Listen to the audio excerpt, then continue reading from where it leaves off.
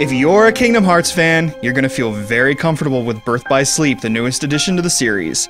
This game is about flashy Keyblade combat, friendship and dreams, and of course, seeing well-known Disney stories from a new perspective.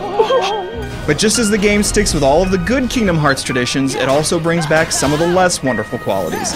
The same awkward platforming and camera foibles are still here, and because you explore the same worlds with 3 different characters, you can feel a touch of monotony start to set in. But the evolving combat and fun boss fights do their part to keep things fresh. Kingdom Hearts Birth by Sleep harbors no real surprises, but it's a good-looking, enjoyable action-adventure that will fulfill your crossover cravings. Square Enix has asked us not to get into detail about the story, so I'm gonna leave the plot points vague. But as you may expect, Birth by Sleep touches on the standard Kingdom Hearts themes of friendship, dark versus light, dreams, and so on. And of course, you get to interact with various Disney characters and see a new twist to their classic tales. The films represented include Cinderella, Snow White, Sleeping Beauty, and so on, and you explore these worlds 3 times with a different character each time. These characters are Terra, Aqua, and Ventus. Ventus is the eager one, Terra is the brooding one, and Aqua is the reasonable one that just wants to get down to the truth.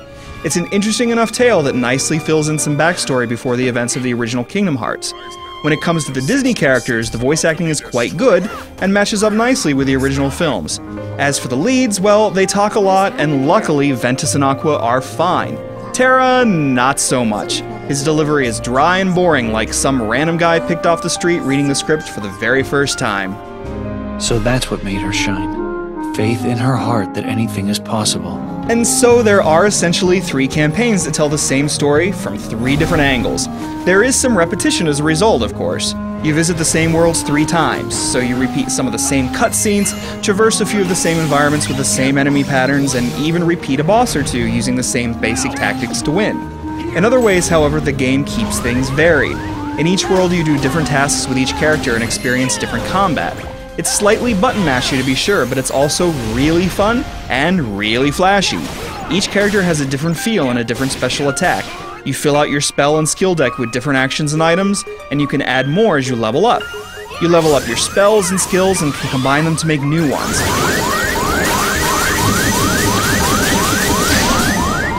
You can also use your D-Link mechanic to take on the characteristics of other characters, including various Disney heroes and villains.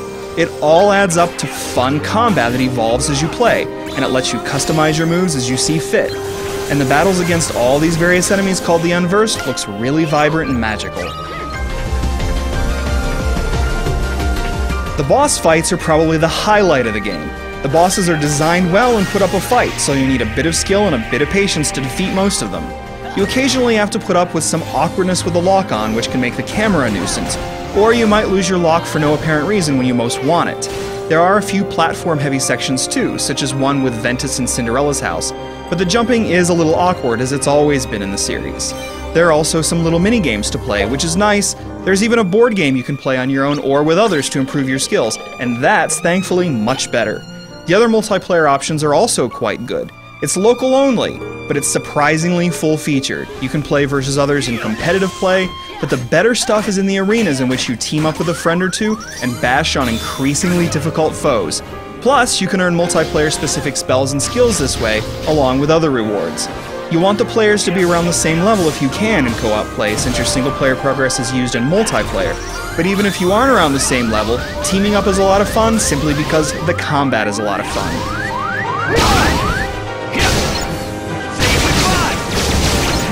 Kingdom Hearts Birth by Sleep is a very good-looking game.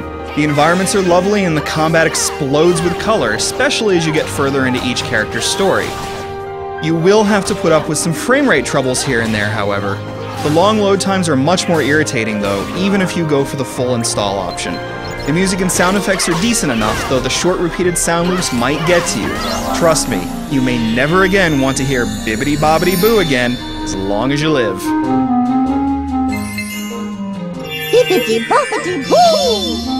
And so Kingdom Hearts Birth by Sleep is a very good game that unfortunately suffers from some problems that have been there since the beginning of the series, along with a few of its own flaws. Of course, if you're a fan, you're used to most of these things and they won't matter much. And that's fine, because Birth by Sleep has a really fun combat, a good story, and great boss fights. It's also lengthy, giving you maybe 8 or 9 hours for each story in addition to all the other features in there.